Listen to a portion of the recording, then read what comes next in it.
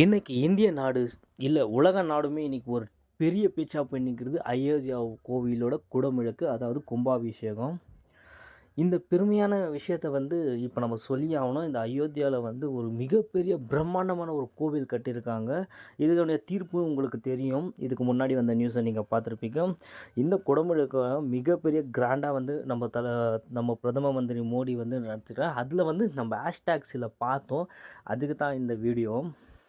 குதிரை மகனுக்கு குடமுழுக்கு. ஓகே, குதிரை மகனாக இருந்தாலும் சரி, மாட்டு கொட்டாயில் பிறந்த இயேசுவாக இருந்தாலும் சரி, யாராக இருந்தாலும் சரி, ஒரு மனிதர்கள் தான், ஒரு தெய்வீக மனிதர்கள். அவங்களுக்கு குடமுழுக்கு நடத்துறது உங்களுக்கு என்ன பாவக்கேடுன்னு ஒன்றும் தெரியல. நீங்கள் ட்ரெண்டு பண்ணுறீங்க. நீங்கள் ஒரு பாவக்கேடாக தான் இருக்கும், பாவக்கேடு ஜென்மமாக இருக்கும். உங்களால் விஷ் பண்ண முடியலையா? கண்டிப்பாக உங்களுக்குன்னு ஒரு வேலை இருக்கும். உங்கள் வீட்டுக்கு சோறு போகிறதுக்குன்னு ஒரு வேலை இருக்கும். அதை பார்க்கலாமே. அதை விட்டு நீங்கள் அடுத்தவங்க விஷயத்தில் தலையிறது மிகப்பெரிய தப்பு.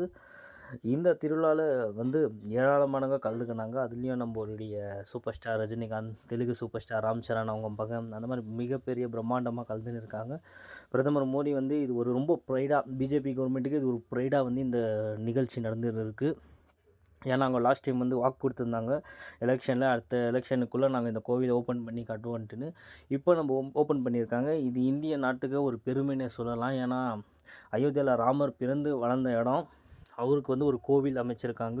எவ்வளோ வருஷம் விட்டு கிட்டத்தட்ட ஒரு 550 இயர்ஸ்க்கு அப்புறம் அந்த இடத்துல கோவில் வரப்போது. அதுக்கு முன்னாடி எவ்வளோ பேர் ஆட்சி செய்தாங்க, முகலாயர் ஆட்சியாக இருக்கட்டும், அதுக்கப்புறம் அந்த பிரிட்டிஷர் இவங்க அங்கே ஆட்சி பண்ணும்போது அந்த கோவில் பாலடைஞ்சிருச்சு.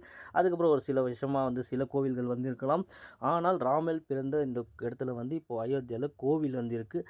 அதுலேயும் நம்ம சிறு பாலகன் ராமரை மைசூர்லேருந்து இந்த கோயிலுக்கு பிரதட்சணம் பண்ணி எடுத்துன்னு வந்திருக்காங்க. இது நம்ம கர்நாடக மக்களுக்கும் மிகப்பெரிய ஒரு சந்தோஷம். அதுவும் தமிழ்நாடு மக்களுக்கும் ரொம்ப பெரிய சந்தோஷம். என்னன்னாக்கா அங்கே இருக்கிற தண்ணி எடுத்துன்னு போய் தான் அங்கே குடமுழுக்கு நடந்திருக்கு.